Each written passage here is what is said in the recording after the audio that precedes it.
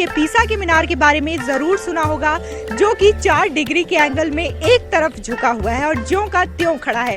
अपनी इसी खासियत की वजह से वह विश्व धरोहर की सूची में एक अलग स्थान रखता है और दुनिया भर के जो पर्यटक है उसे देखने के लिए इटली जाते हैं। लेकिन क्या आप जानते हैं कि आपकी अपनी काशी में महादेव की नगरी में भी रत्नेश्वर महादेव का मंदिर है, जो कि 4 नहीं बल्कि 9 डिग्री के एंगल में एक तरफ झुका हुआ है और आज से नहीं बल्कि 400 साल से ये ज्यों का त्यों ऐसे ही नदी के किनारे खड़ा है।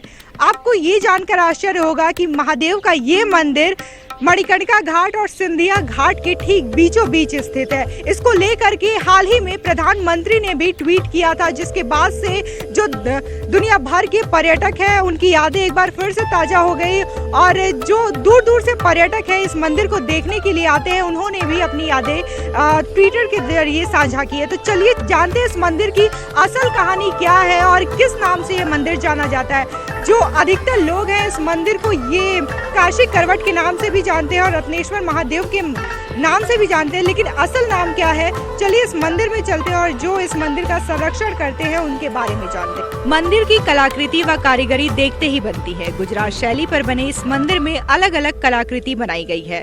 पिलर से लेकर दीवारें तक सभी पत्थरों पर नक्काशी का नायाब नमूना पेश कर रहा है।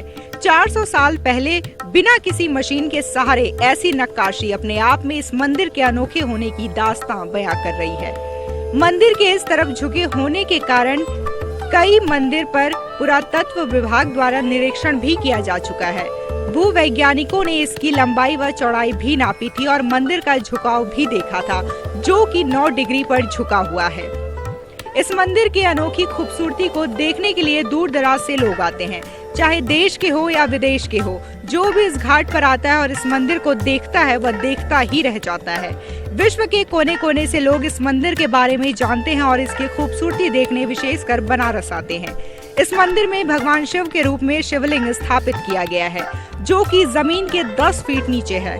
हालांकि यह मंदिर साल के 8 महीने गंगा जल से आधा डूबा रहता है और 4 महीने पानी के बाहर। इसके कारण इस मंदिर के गर्भगृह में कभी भी भगवान शिव के दर्शन नहीं हो पाते, वह मिट्टी में दबे ही रहते हैं। मंदिर की खासियत और प्रसिद्धि का उदाहरण इसी बात से लगाया जा सकता है कि 16 जनवरी को शाम ट्विटर पर एक ग्रुप द्वारा इस मंदिर का फोटो ट्वीट कर यह पूछा गया था कि यह मंदिर कहाँ है। तो उस पर काशी से सांसद व देश के प्रधानमंत्री नरेंद्र मोदी ने रिप्लाई करते हुए कहा कि यह मंदिर काशी में स्थित है और इसका नाम है रत्नेश्वर महादेव।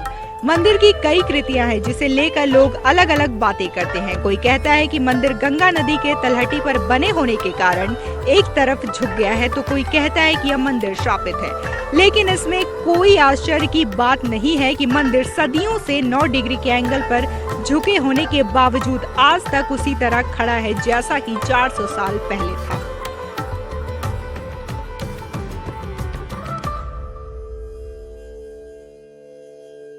तो सबसे पहले आप अपना परिचय दीजिए। मेरा नाम अभिषेक शर्मा है, स्वागतम काशी फाउंडेशन संस्थापक। रत्नेश्वर महादेव मंदिर की बात करें तो ये साल में 8 महीने बाढ़ में डूबा रहता है, लेकिन 4 महीने यहाँ पे दर्शन पूजन होता है। तो किस तरीके से आप 4 महीने में इसका व्यवस्था जो है वो देखते हैं, इसको साफ सफाई जो करवाई जाती है वो देखते हैं, इसके बारे में बताइए। देखिए, यहाँ पर रत्नेश्वर महादेव जैसा कि पता है कि हमेशा यहाँ मट्टी रहती है, तो दीपक जी और साथ में जो भी यहाँ के जो स्थानीय निवासी हैं और साथ में हमारे सभासद जी जो इस क्षेत्र के सभासद हैं, उन सभी के एक कठिन भगीरथ प्रयास से 21 दिन तक लगातार जो ये मंदिर मट्टियों में दबा हुआ था, 21 दिन उन्होंने श्रमदान किया और श्रमदान करके ये आम भक्तों के लिए दर्शन सुलभ हुए। तो ये जो भगीरथ प्रयास है, हमारे ये जो सब भाई लोग हैं और साथ में सभासद जी हैं, दीपक भाई जी, इन सब के अथक प्रयास से उसमें मेरा कोई योगदान नहीं है, बस महादेव ने जो करा दिया वो मैंने किया। देखिए, भ्रांति फैलाई गई कि काशी करवत, जैसा कि आपको पता है कि काशी विश्वनाथ मंदिर के पास मूल काशी करवत है, ये रत्नेश्वर है। अहिल्याबाई की जो दासी हैं रत्नावली जी, उनके द्वारा स्थापित शिवलिंग है, रत्नेश्वर महादेव। ये एक बात उड़ी तो कई लोगों ने उसे अंगीकार किया, तो बस ये चीज़ें, जो असली नाम है वो रत्नेश्वर महादेव है। देखिए, इसे मातृऋण मंदिर भी कहा जाता है, लेकिन अलग अलग किंवदंतियाँ हैं इसको लेकर, कोई एक सार्थक वो नहीं है। और जैसा कि आपको पता है कि जो जेम्स प्रिंसेप थे जिन्होंने घाट की डिज़ाइन की फ़ोटोग्राफी की, उनके समय की जो फ़ोटो थी वो एक मूल स्वरूप में था।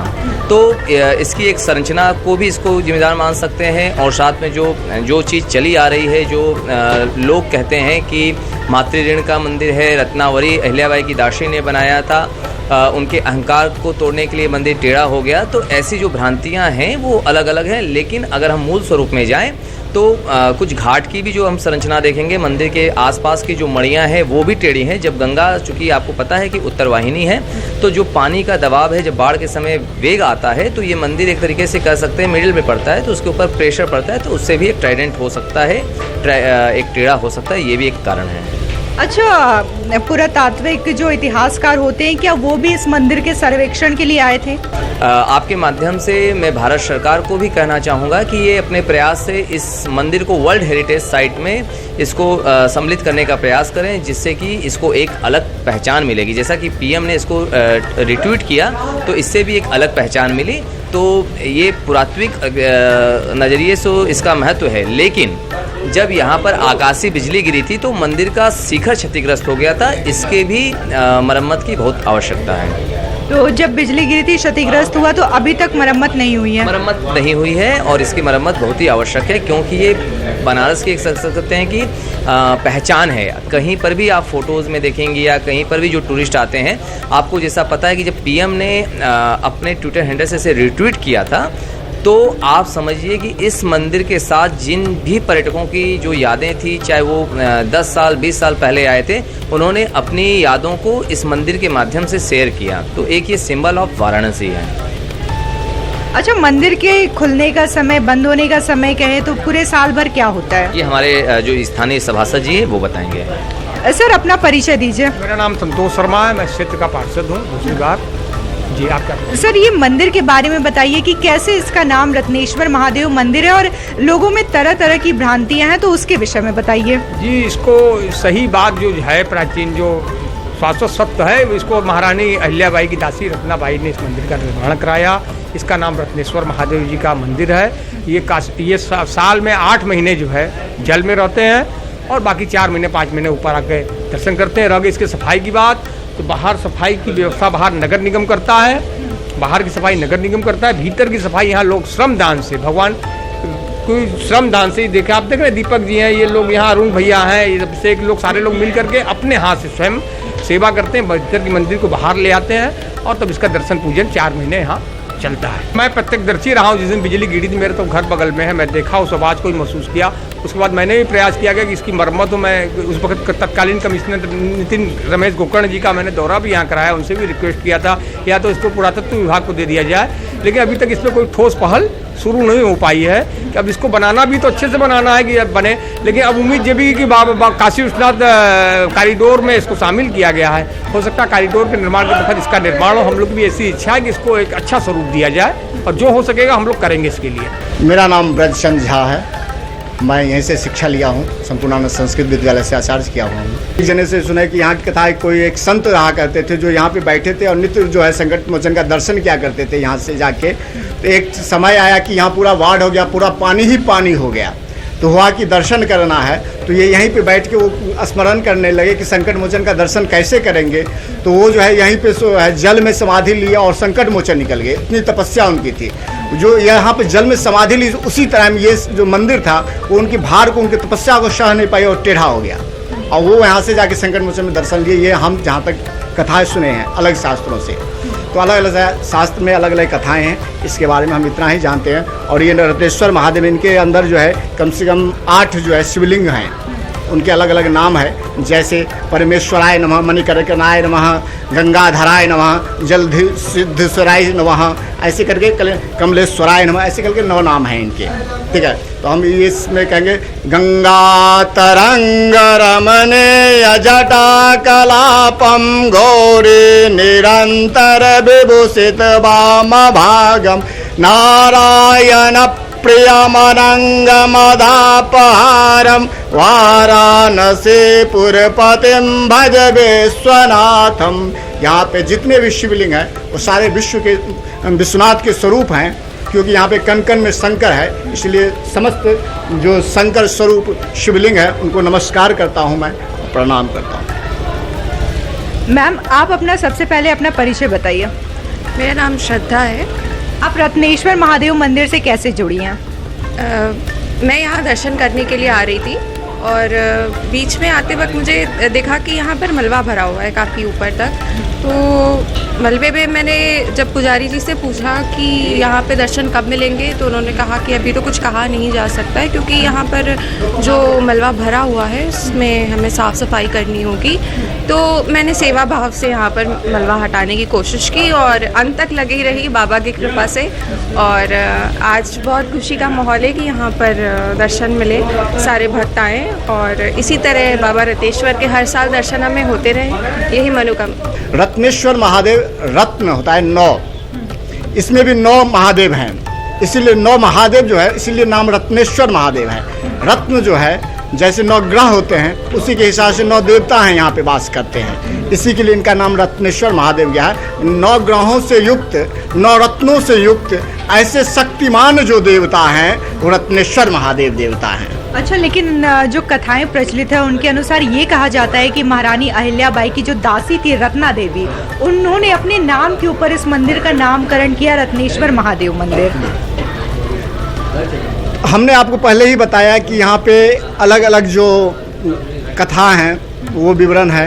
आप महाराणा प्रताप का भी कुछ कथाएं हमने सुने हैं, तो अलग अलग आपने को मैंने पहले बताया। मगर आपको जब मूलभूत कहता है कि प्रत्यक्षम किम प्रमाणम, प्रत्यक्ष का कोई प्रमाण नहीं होता है। सूर्य प्रकाश होता है तो सूर्य को कोई देख के लोग समझ सकता है कि ये सूर्य है, उसको प्रत्यक्ष प्रमाण की कोई ज़रूरत नहीं होता है। तो हमने नहीं देखा कि कौन बनाए कौन नहीं बनाए, हम अलग अलग शास्त्रों में अलग अलग गाथाएं पढ़ते हैं और उसको समझते हैं। मगर इस चीज़ को तो प्रत्यक्ष प्रमाण हम देख सकते हैं कि 9 शिवलिंग है, रत्नेश्वर महादेव इनका नाम है, तो रत्न से जुड़ा हुआ है, तो एक एक रत्न का एक महादेव हो। 9 रत्न के आधार पर 9 शिवलिंग है, इसलिए रत्नेश्वर महादेव कहते हैं। तो इससे हम तो यही अपने जो समझ है, अपने जो सोच है, इससे हम यही जान सकते हैं। क्योंकि शास्त्रों के विचार तो हम तभी कर सकते हैं जब शास्त्रों को हम एक जगह से एक विचार से पढ़ें। जब अलग अलग मत हैं, अलग अलग विचार हैं, तो उनको हम कैसे निकालें कि हाँ क्या सही है क्या नहीं सही है। मगर हमको जहाँ तक सही है, क्योंकि 9 नाम भी यहाँ पे रत्नेश्वर का 9 नाम भी दिया गया है कि ये महादेव हैं इसके अंदर, तो ये तो प्रत्यक्ष है, इसमें प्रमाण की कोई जरूरत नहीं है। सर, अपना नाम बताइए। श्रीनिवास, हर हर महादेव, शंभो शंकरा। आप कहाँ से आए हैं? हैदराबाद से आए सर। हैदराबाद से आए, तो ये मंदिर जो है वो बहुत ही कम टाइम के लिए खुलता है, लगभग 3 या 4 महीने तक ही ओपन रहता है। तो कैसे पता चला आपको कि ये मंदिर आना चाहिए, दर्शन करना चाहिए? हम तो अनएक्सपेक्टेड आए सो है, हमारा लक है कि ये टाइम में खुला है ये टेम्पल, हमारे को बहुत अच्छा लगा। बहुत ये है भगवान महाशिव के दर्शन करने का अच्छा लग रहा, बहुत अच्छा लग रहा। अच्छा, इस मंदिर के बारे में आपने पहले कभी सुना था? हाँ, सुने हैं, बहुत साल सुने हैं, आने का बहुत मन था, मगर वो भगवान आज बुला लिया, हम बहुत दर्शन कर लिए, अच्छा कर लिए। मैम, आप कहाँ से आई हैं, अपना नाम बताइए। हैदराबाद से आए, तेलंगाना से। मेरा नाम महालक्ष्मी है। हम काशी को पहली बार आए। हमको भद्राचलम में एक स्वामी जी बोला था ये मंदिर कैसा भी ओपन रहता है ये दिन में, कंपलसरी आके दर्शन करना, कैसा भी ये 4 महीने ही ओपन होता। इसके लिए हम लोग सब लोगों को लेके आके घाट के ऊपर पहले ये दर्शन करके, महाराज को दर्शन करके, हर हर महादेव। वाराणसी, काशी आपको कैसी लगती है? बहुत अच्छी लगती है, इससे बड़ा प्लेस कोई भी नहीं है प्लेस, बस बाकी दिन है हम सब लोग इधर आए। सर, अपना नाम बताइए, आप कहाँ से आए हैं? श्याम नारायण गौड़, हैदराबाद से आए। आपको कैसा लगा रत्नेश्वर महादेव मंदिर? मैं तो 3rd टाइम है मेरा आने का इधर। फर्स्ट टाइम मैं 9 डेज के लिए आया था। मैम, अपना नाम बताइए, आप कहाँ से आई हैं? मैं हैदराबाद से आए, मेरा नाम प्रसन्ना है। मैं इतना खुश हो रहा, ये सडनली ऐसा मेरा दर्शन करने के लिए I am very so happy. ऐसा आ रहा मेरे को तो शिव जी का देखे तो, और गंगा स्नान के। एक्चुअली मेरा 2 सन्स था, उनका 1 सन अक्षित है, first one, and second one Rishikesh. वो नहीं आ पाए, थोड़ा वही दुख है। और अच्छा बहुत लगा। ओम नमः शिवाय, ओम नमः शिवाय, हर हर महादेव। हर हर महादेव, शंभो शिव शंकर।